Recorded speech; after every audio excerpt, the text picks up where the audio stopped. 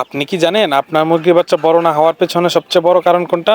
খাবার না, ওষুধ না, বরং একটা ছোট ভুল যেটা 90% খামারি করে। আজকে আমি সেই ভুলটা ঠিক করেছি। আমার সোনালী মুরগির বাচ্চাগুলোকে ছোট ঘর থেকে বড় ঘরে এনেছি।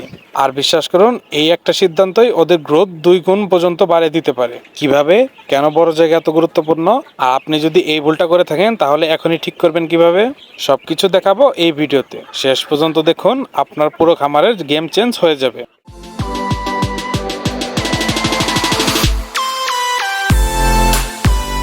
আজকের দিনটা আমার খামারের জন্য অনেক গুরুত্বপূর্ণ একটা দিন, কারণ আজকে আমি আমার সোনালী মুরগির বাচ্চাগুলোকে ছোট ঘর থেকে বড় ঘরে ট্রান্সফার করেছি। শুনতে সাধারণ লাগলেও এই একটা সিদ্ধান্তই ঠিক করে দিতে পারে আপনি লাভ করবেন না লস করবেন। শুরুতেই একটা প্রশ্ন করি, আপনি কি জানেন ছোট জায়গায় বেশি বাচ্চা রাখলে তাদের গ্রোথ কমে যায়? হ্যাঁ, ঠিকই শুনেছেন। অনেক নতুন খামারি এই ভুলটাই করে। তারা ভাবে ছোট ঘরেই তো ঠিক আছে, যত বড় জায়গা তত ভালো গ্রোথ। আজকে আমি আপনাদের সামনে পুরো প্রসেসটা দেখাবো। কেন আমি বাচ্চাগুলোকে বড় ঘরে দিলাম, কিভাবে দিলাম, আর এর ফলে কি পরিবর্তন আসবে। প্রথমেই বলি, এই বাচ্চাগুলো এখন এমন একটা স্টেজে এসেছে যেখানে তাদের দ্রুত ওজন বাড়ানো সবচেয়ে গুরুত্বপূর্ণ। ছোট ঘরে থাকলে কি হয় জানেন?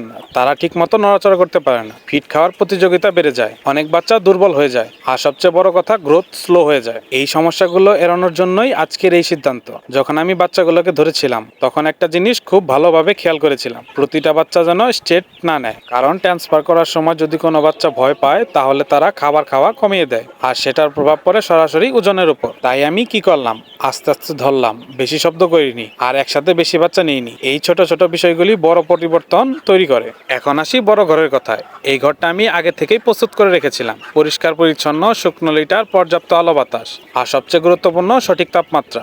অনেকে এখানে ভুল করে, ভাবেন শুধু বড় ঘর হলেই হবে। না, বড় ঘর হলেই হবে না, সেখানে সঠিকভাবে ম্যানেজমেন্ট করাটা খুব জরুরি। বাচ্চাগুলো যখন নতুন ঘরে ঢুকলো প্রথমে একটু ভয় পেয়েছিল, এটা একদম স্বাভাবিক। কিন্তু কয়েক মিনিটের মধ্যে তারা চারপাশে ঘুরে দেখতে শুরু করলো, এবং সবচেয়ে ভালো লাগার বিষয়, তারা আগের চেয়ে অনেক বেশি অ্যাক্টিভ হয়ে গেছে। এখন বলি, এই বড় জায়গার আসল সুবিধা কি? বাচ্চাগুলো সহজে হাঁটাচলা করতে পারবে, ফিট খাওয়ার সময় কোনো চাপ থাকবে না, পানি সহজে পাবে, আর অক্সিজেনের পরিমাণও বেশি থাকবে। এই সব কিছু মিলে ওদের শরীর দ্রুত ডেভেলপ করবে। আপনি যদি চান আপনার মুরগির দ্রুত ওজন বাড়ুক, তাহলে এই একটা জিনিস অবশ্যই মাথায় রাখবে, স্পেস মানেই গ্রোথ। এখন একটা গুরুত্বপূর্ণ টিপস দিই, যখন আপনি বাচ্চাগুলো ট্রান্সফার করবেন, নতুন ঘরে আগে থেকেই খাবার আর পানি দিয়ে রাখবেন। যদি রাতে দেন তাহলে লাইট অন রাখবেন, আর প্রথম 24 ঘন্টা ভালোভাবে পর্যবেক্ষণ করবেন, কারণ এই সময়টা সবচেয়ে ক্রিটিক্যাল। আরেকটা বিষয়, অনেকে ট্রান্সফারের পর সাথে সাথে খাবার পরিবর্তন করে, এটা বড় ভুল। একসাথে 2 পরিবর্তন করলে বাচ্চা স্ট্রেট নিতে পারে, তাই চেষ্টা করবেন একটা পরিবর্তন এক সময় করতে। আজকের এই ছোট একটা পরিবর্তন আগামী 10-15 দিনের মধ্যে বড় রেজাল্ট দিবে। আমি নিশ্চিত এই বাচ্চাগুলোর ওজন এখন আগের থেকে অনেক দ্রুত বাড়বে। আপনারা যদি খেয়াল করেন, সফল খামারিরা কখনো ছোট জায়গায় বেশি বাচ্চা রাখে না, কারণ তারা জানে কমফোর্ট মানে প্রফিট।